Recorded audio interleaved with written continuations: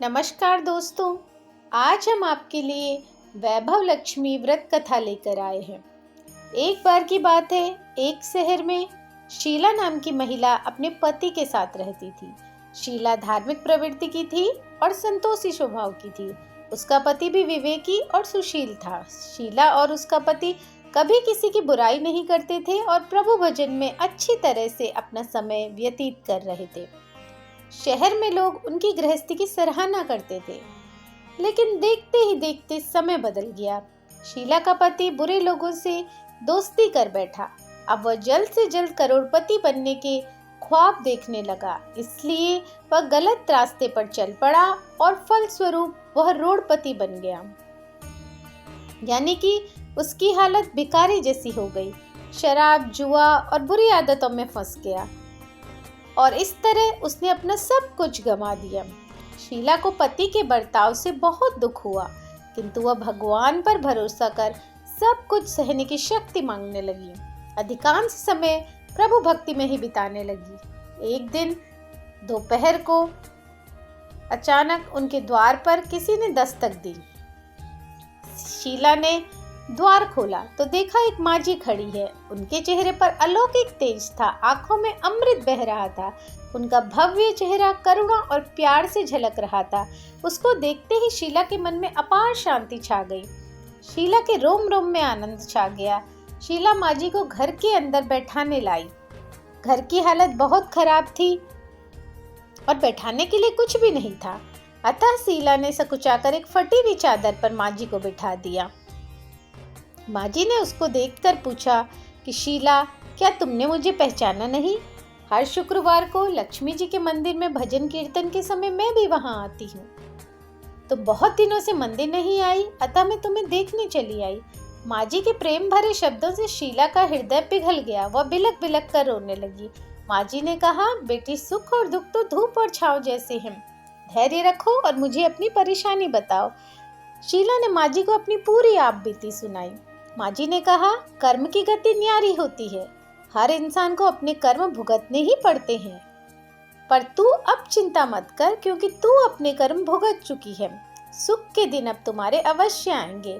तुम माँ लक्ष्मी की भक्त हो, उनकी आराधना करो।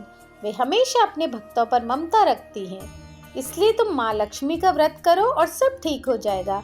शीला के पूछने पर माजी ने उसे व्रत की सारी विधि बताई और उन्होंने कहा कि माँ लक्ष्मी का व्रत बहुत ही सरल है। उसे वरद लक्ष्मी व्रत या वैभव लक्ष्मी व्रत कहा जाता है और यह व्रत करने वाले की सब मनोकामनाएं पूर्ण होती हैं।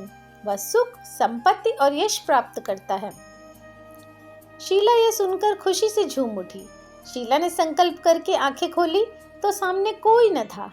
वह विस्मित हो गई कि माजी कोई और ही नहीं, साक्षात लक्ष्मी जी का स्वरूप थी। दूसरे दिन शुक्रवार था। स्नान करके स्वच्छ वस्त्र धारण करके शीला ने माजी द्वारा बताई गई विधि से व्रत किया।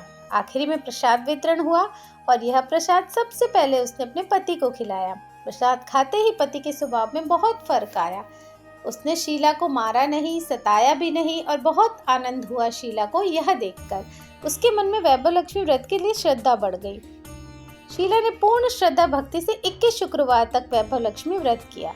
21वें शुक्रवार को माजी के कहे अनुसार उद्यापन विधि करके 7 स्त्रियों को वैभव लक्ष्मी व्रत की 7 पुस्तकें उपहार स्वरूप दी। फिर माताजी के धन लक्ष्मी स्वरूप की छवि को वंदन करके भाव से मन ही मन कहने लगी कि हे माँ, मैंने आपका व्रत करने की मन्नत मानी थी। यह व्रत आज मैंने पूर्ण किया है। मेरी हर विपत्ति को आप दूर करो माँ। हमारा सबका कल्याण करो। जिसे संतान न हो उसे संतान देना, सौभाग्यवती स्त्री का सौभाग्य अखंड रखना, कुंवारी लड़की को मन भावन पति देना। जो आपका यह चमत्कारी वैभव लक्ष्मी व्रत को करता है, उसकी सब विपत्ति दूर होती है।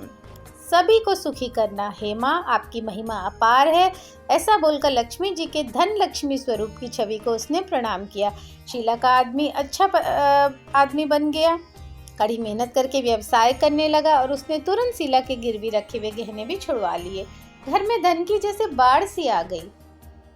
घर में पहले की तरह सुख शांति छा गई। वैभव लक्ष्मी व्रत का प्रभाव देखकर मोहल्ले की सारी स्त्रियां भी विधि पूर्वक वैभव लक्ष्मी व्रत करने लगी।